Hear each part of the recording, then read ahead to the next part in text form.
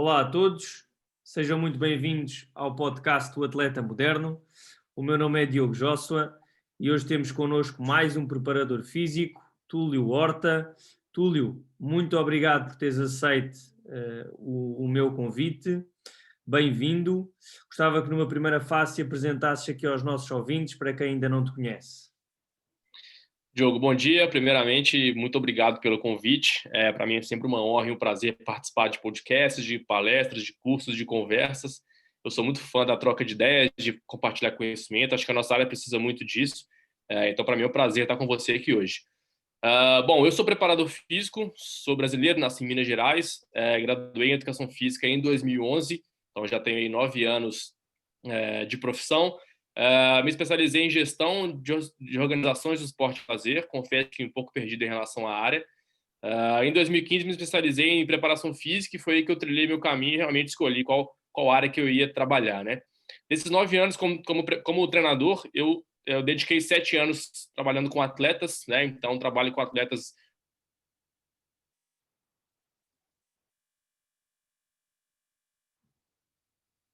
desde 2013, de mudar de futebol, vôlei, natação, basquete. Isso me deu uma bagagem muito legal, um conhecimento muito interessante, uma experiência muito boa para poder trabalhar com o que eu trabalho atualmente. Então, desde o ano passado, eu dedico a minha vida profissional a trabalhar com atletas de futebol profissional. Então, ano passado, eu vi uma experiência lá em Lyon, na França, que eu trabalhei com atleta do Lyon de forma individual, e hoje em dia eu trabalho aqui em Manchester, na Inglaterra, que eu acompanho um atleta que joga no Manchester United. Então, é um trabalho de preparação física, individualizado, e no local que o atleta vive, né? Boa, Túlio, excelente. Muito, muito importante esse background que tiveste, não é? De trabalhar com várias modalidades, ajuda também a crescer enquanto preparador físico. Falando agora nesta última parte do trabalho que fazes neste momento, gostávamos de saber aqui um bocadinho como está a correr essa experiência com o atleta, há quanto tempo trabalhas com o jogador de futebol profissional e numa fase assim, vá final, se existe comunicação com o clube ou não. Perfeito. Bom, eu estou aqui em Manchester desde fevereiro, que eu trabalho com esse atleta, então vai já estar para chegar a 1 ano de trabalho. A experiência está sendo muito positiva, muito boa, obviamente com diversos desafios, a gente vai falar alguns deles aqui na nossa conversa de hoje. Eu conheci esse atleta em 2017, então já trabalhei com ele em outras oportunidades lá no Brasil, em períodos de férias que ele estava no Brasil, então já criei minha relação com ele, já criei um trabalho com ele, então isso ajudou a gente a criar uma relação, uma confiança, uma intimidade, para que o trabalho fluísse melhor agora aqui presencialmente em Manchester. E basicamente existe uma comunicação com o clube, sim. Eu não vejo sentido se o trabalho não tiver uma relação com o clube, porque quem perde na verdade é só o atleta, né? Não sou eu, não é o clube, quem perde performance é o atleta, então essa relação com o clube ela existe, né? A primeira coisa que eu fiz quando eu cheguei em Manchester foi me reunir com o preparador físico do clube, do Manchester United, e a gente trocou ideias, me apresentei, falei quem eu era, qual era o meu propósito de trabalho, e basicamente escutei ele, e a gente chegou em acordo em quais seriam as intervenções que eu poderia fazer com o atleta, né? O que funcionaria para ele, para o clube e para o atleta principalmente, né? Então eu apresentei a ele alguns dados que eu tinha de avaliação de qualidade de movimento do atleta, a gente conversou, ele me deu algumas opiniões, a gente decidiu em conjunto como é que a gente poderia intervir e melhorar a performance daquele atleta, né? Então, basicamente, a experiência que eu venho tendo agora é essa.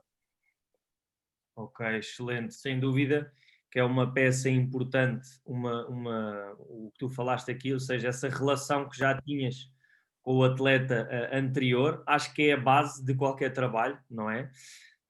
E depois, neste momento agora, como estás com o atleta também assim 24 horas, se não se dessem bem, o trabalho não iria correr bem, mas felizmente as coisas estão a correr bem e depois outra coisa é importante haver essa comunicação com o clube, tal e qual como tu disseste, é para o bem do atleta. Ou seja, não faz sentido nós queremos trabalhar tudo que o clube já trabalha, não é? E depois estamos a dar mais carga ainda ao atleta, podemos lesionar o atleta, não é? Ou seja, sem dúvida que esse trabalho que tu fazes, e muito bem que eu tenho estado a seguir, é bom e lá está. O que tu queres é que o atleta tenha uma boa performance no seu jogo, no seu clube, não é? Não queres escavacar o atleta e depois o homem, coitado, não se mexe. Boa, agora falar aqui um bocadinho do trabalho que tu desenvolves com o atleta, diariamente, semanalmente, mensalmente, pronto. Como é que é o vosso dia a dia? O que é que tu costumas fazer com ele, para além, lá está, dessa comunicação e desse trabalho que o atleta faz no clube? Bom, na verdade, dessa experiência que eu venho vivendo atualmente, Diogo, eu vejo alguns desafios nela e elas gerem, elas, na verdade, elas direcionam meu trabalho diário com o atleta, né? Primeiro delas, é a gente entender que o nosso trabalho é uma extensão do clube, né? Então, eu não posso querer criar um outro trabalho. Eu vejo muitos profissionais da nossa área que atendem atletas que já treinam em clubes, que já jogam em clubes profissionais, criando um trabalho novo e competindo com o trabalho que existe no clube, né? Então, a minha intenção é ser uma extensão do clube na casa do jogador, né? Então, lá a gente criou uma estrutura para que ele possa treinar, uma academia que a gente tem na casa dele, que a gente tem todos os equipamentos possíveis necessários para desenvolver performance daquele atleta. Então, a gente tem barras, anilhas, kettlebells, halteres, todos os tipos de elásticos, mini bands, super bands, bicicleta, esteira, enfim, tudo que a gente possa desenvolver performance física daquele atleta dentro da casa dele, né? Então, a minha intenção é que o clube entenda que eu sou uma extensão deles na casa do jogador, né? O primeiro ponto é esse. Bom, então meu trabalho ele gira em torno de 6 pilares, né? Condicionamento físico, prevenção, nutrição, hidratação, mindset e recuperação, né? Eu não consigo diferenciar e separar condicionamento físico de prevenção. Na minha opinião, as duas coisas elas vão se encontrar no mesmo caminho, por exemplo. Então, quando eu falo de condicionamento físico, estou falando de condicionamento neuromuscular e condicionamento também cardiovascular, né? E os fatores preventivos estão ligados muito a excesso de carga, qualidade de movimento, enfim. Então, meu trabalho nesses pilares, ele gira muito em torno de qualidade de movimento, né? Então, a gente fez uma avaliação no atleta, em conjunto com o fisioterapeuta que trabalha comigo já há alguns anos, identificamos alguns pontos que esse atleta tenha maiores riscos de lesões em relação à sua qualidade de movimento, e a gente trabalha muito isso diariamente durante a nossa semana de trabalho, né? E basicamente o trabalho de força e potência o clube já faz, né, com uma maestria muito grande lá no centro de treinamento deles. Então a minha preocupação é muito maior em ajustes mecânicos daquele atleta do que realmente as valências físicas que ele tem que desenvolver para jogar um bom futebol. Do ponto de vista da nutrição, a gente tem um planejamento semanal que a gente monta de acordo com o jogo daquela semana. Então a gente consegue programar qual dia da semana que ele tem que ingerir mais carboidrato, ingerir mais proteína, enfim, a gente programa isso de acordo com o clube. O clube me enviou uma programação nutricional do atleta, o que ele tem que comer, o que ele tem que ingerir para que ele tenha mais performance naquela semana. Então a gente faz essa programação, essa gestão junto com o atleta. Hidratação, a gente monitora basicamente todos os dias o peso corporal desse jogador, né, para a gente poder ver se tem oscilação dessa massa corporal e tem relação direta com a hidratação. Ele também tem no banheiro dele uma escala de densidade da urina, que ele consegue identificar se ele está com uma urina muito densa naquele dia ou pouco densa, isso também tem uma relação direta com a hidratação daquele dia. Recuperação, a gente trabalha muito recuperação pós-treinos e pós-jogos, então a gente também tem estrutura para trabalhar isso. Bota de compressão, bota de resfriamento, massagem, liberação miofascial, enfim, a gente também tem tudo isso para trabalhar dentro de casa, para aumentar mais a recuperação desse atleta do que ele já faz no clube, por exemplo. A gente também monitora muito o sono do atleta, qualidade de sono, quantidade de sono, isso também é um fator que a gente preocupa bastante, que é muito importante. E o mindset, a gente também tem muitas conversas em relação a isso, né? Então a gente fala muito sobre sonhos, sobre motivação, sobre dificuldades, sobre autoavaliação dele mesmo, se autoavaliando, né? A gente transforma isso em pequenas metas e pequenos objetivos diários para a gente poder atingir objetivos que a gente tem aqui para que ele tenha mais performance no dia dele, né? Então, a minha grande função é gerir a performance desse atleta. Eu não falo que eu sou só preparador físico, eu sou um gestor de performance desse atleta de forma individual, né? Então, eu preocupo muito com todo e não só em valências físicas, que é o que a gente está acostumado como preparador físico a trabalhar, né? Então, basicamente, o meu trabalho aqui é esse. Ok, tudo excelente. Pois exatamente, nós normalmente, vou falar por mim, não é? Recebo o atleta 1 hora e meia, estou lá com ele. Depois as outras variáveis é mais complicado controlar, apesar de eu tentar, mas nem sempre é fácil. Mas no teu caso não, tu estás sempre com o atleta, é mais fácil, e depois é muito interessante esses pilares que tu falaste e bem também. Alguns deles eu defendo aqui, e também esse é o objetivo deste podcast, dar essa educação aos atletas, ou seja, eles perceberem que ser atleta não é só ir ao ginásio e sair de lá a suar, não é? Também é importante essa parte de, por exemplo, gerir como é que está a minha urina, estou hidratado, não estou hidratado. É muito importante, por exemplo, para o treino ter efeito, não é? Para não falar, pronto, da parte do mindset, não é? Que também é algo, é normal, os jogadores às vezes estarem desmotivados, faz parte, o treino não correu bem, o jogo não correu bem, não é? E isso lá está, ou seja, mas gostei também do termo que tu usas, ou seja, gerir ali a performance do atleta, mas não é só a parte física, é sim à volta desses pilares todos, que lá está, é importante e os atletas precisam de ouvir isto, porque ao fim e ao cabo esse atleta já é profissional, mas quem lhe está a ouvir que é mais novo, é importante ter essa educação e perceber que ser atleta é isto. Não é só fazer o futebol, não é só fazer o ténis, não é só fazer a natação, é muito mais para além disso. Muito, muito bom, Túlio. Ok, eu também vi numas publicações tuas que tu utilizas com o teu atleta exercícios de respiração. É algo que eu também pesquiso, que também utilizo. Gostava que falasses um bocadinho qual é que é o objetivo, qual é que é o propósito de usar estes exercícios e como é que também o atleta se sente, dar assim um feedback sobre isto. Bom, Diogo, então um dos meus desafios que eu tenho aqui, que eu falei que são vários, um deles é segurar a minha ansiedade de trabalhar coisas que a gente está acostumado a trabalhar com os atletas, né?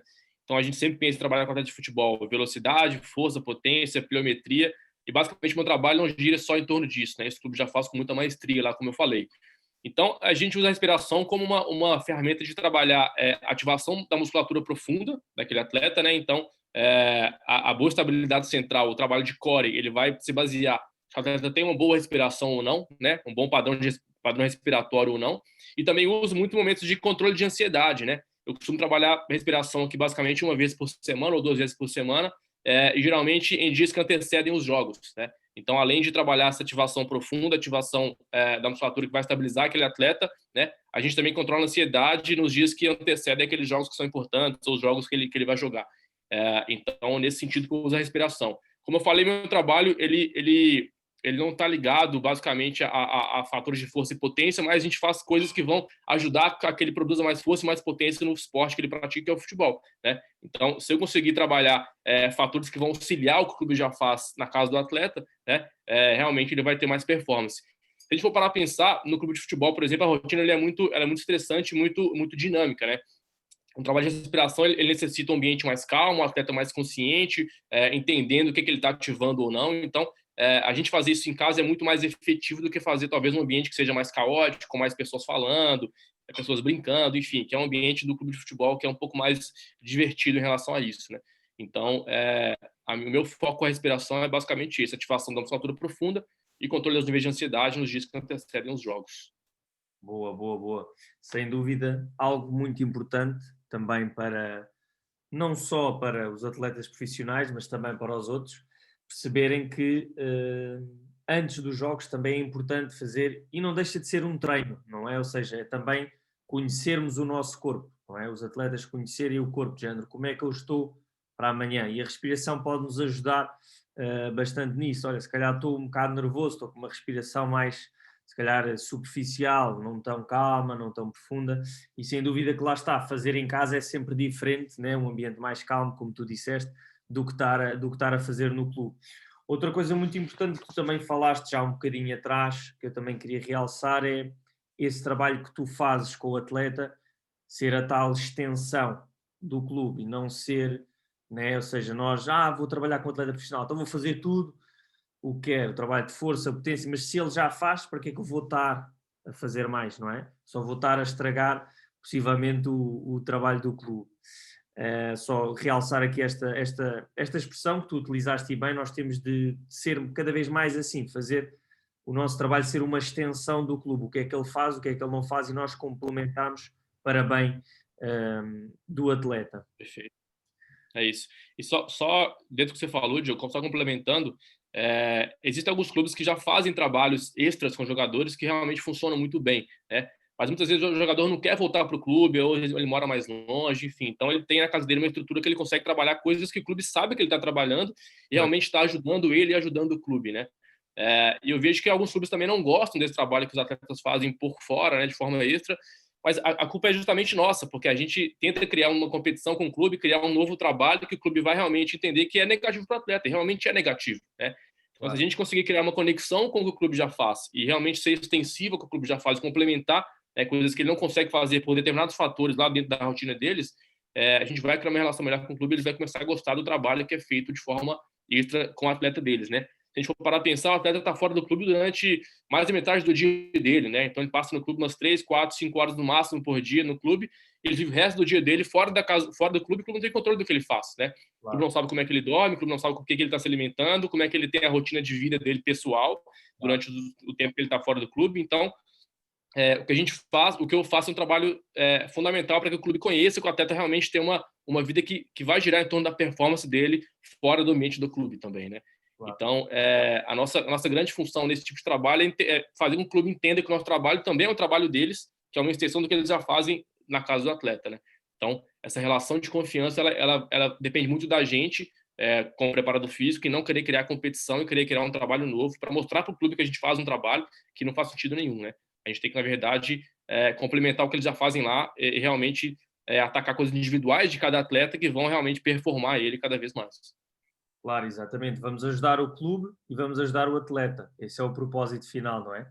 Apesar de que, Perfeito. infelizmente, ainda há clubes que, como tu disseste, ainda olham um bocadinho como este trabalho extra ou trabalho complementar, como Mas pronto, nós também temos nós preparadores físicos, temos também de tentar ajudar um bocadinho mais, não é? Porque às vezes também a culpa está do nosso lado, como tu disseste bem, que temos um atleta, então vamos trabalhar o atleta X, Y, vamos fazer muita coisa para vender e ser bonito, mas se calhar ele já faz, Né? lá está, como disse e tu também disseste, no clube, ou seja, o objetivo é mais complementar, não dar mais carga ou estragar o atleta, porque o corpo do atleta lá está, é o que ele vai utilizar, é o trabalho dele, não é? Para ele ter essa performance durante o jogo e durante os treinos. Excelente, Túlio. E agora, terminando aqui um bocadinho o nosso podcast, o que é para ti, apesar de já termos passado aqui um bocadinho no geral, o que é para ti um atleta moderno? Bom, essa pergunta ela é bem interessante. Na minha opinião, Diogo, um atleta moderno é um atleta que se preocupa com a sua saúde, com o seu corpo e com a sua mente e com o seu trabalho, né, de forma geral. Eu acho que não tem espaço mais para aquele atleta preguiçoso, aquele atleta que não se cuida, que não gosta de treinar, enfim, acho que essa cultura já está mudando no futebol e não tem espaço mais para isso, né? Eu estou lendo um livro que chama Peak, que é do Mark Bubbs, que ele apresenta um conceito no livro dele, que é da pessoa especialista de generalista, né? A gente tem pessoas que são especialistas em algumas coisas, que são muito boas em coisas muito específicas, pessoas que são generalistas, sabem de tudo um pouco, por exemplo, né? Então, o atleta ele é igualzinho, ele tem que ser muito bom no que ele faz como atleta de futebol, tecnicamente, mas ele tem que saber se cuidar das coisas que vão influenciar no desempenho dele, por exemplo, né? Então, ele tem que ser um cara que vai entender a sua rotina de sono, que vai cuidar da sua higiene do seu sono, tem que ser um cara que gosta de treinar, de cuidar do seu próprio corpo, do ponto de vista físico, né? Ele tem que ser um cara que tem uma boa mentalidade, que sabe identificar as suas fraquezas, as suas motivações e transformar isso em ações positivas para o seu dia a dia, né? Então não basta só o cara ser atleta de futebol. Ele tem que ser uma pessoa que entenda que várias coisas, milhares de coisas vão influenciar no seu desempenho, né? Não é só entrar no campo, jogar futebol, fazer gol, dar passe e ponto, acabou. Ele tem que ser um cara que a gente sabe que a sua vida depende daquele desempenho dele, né? E do ponto de vista físico, ele tem que ser um atleta com bons níveis de mobilidade, né? Ou então que tenha rotinas diárias de mobilidade para melhorar os pontos de déficit que ele tem. Estabilidade central, estabilidade dinâmica, ele tem que ter bastante isso bem desenvolvido também. Uma boa consciência corporal para ter uma boa associação lombopélvica e conseguir desenvolver mais níveis de velocidade, de aceleração e ter bons níveis de força e bons níveis de potência, né? Eu acho que basicamente um atleta moderno ele tem que estar dentro dos padrões físicos atuais que o jogo de futebol exige, né? Já vem sendo discutido e já é quase um clichê que o futebol mudou realmente do ponto de vista físico, e o atleta tem que estar pronto para esse novo futebol que já vem, que já acontece, e pode ser que daqui a alguns anos ele seja mais intenso ainda, né? Então, na minha opinião, para resumir, o atleta moderno é aquele que se preocupa com ele mesmo, né? Do ponto de vista físico, mental, né? E do desempenho de forma geral. Sem dúvida, Túlio. Aspectos aí muito importantes, fomos buscar algumas coisas que já tínhamos também falado, mas sem dúvida que é isso, ou seja, o atleta preocupar-se não chega a praticar o desporto, não é? Ou seja, o atleta preocupar-se também com o resto, com o seu corpo, como é que eu durmo, como é que eu como, não é? Com o próprio mindset que tu também falaste que é um dos teus pilares. Ou seja, cada vez mais, e também é por isso que eu também faço este podcast, para tentar passar essa educação a novos atletas, não é? E a quem nos está a ouvir, de que tudo isso é importante. Não chega só praticar o desporto. E relativamente ao futebol, foi o que tu disseste bem, é cada vez mais físico. A bola parece que anda ali, e na Premier League então, né? A bola parece que anda ali mais a passear e o resto é tudo sprints, mudanças de direção, saltos, acelerações, desacelerações. Ou seja, né? Se é cada vez mais isso, estamos a preparar os atletas para quê? Não é? É um bocado essa a questão. Mas sem dúvida, lá está, e isso que tu disseste foi muito importante. Túlio, se os nossos ouvintes quiserem contactar-te ou seguir um bocadinho o teu trabalho, onde é que te podem encontrar? Pronto, já sabemos onde é que tu estás, mas redes sociais e tudo mais, onde é que eles podem encontrar? Bom, eu publico bastante coisa do meu trabalho no meu Instagram, né? Meu Instagram é Túlio Horta, meu nome e sobrenome.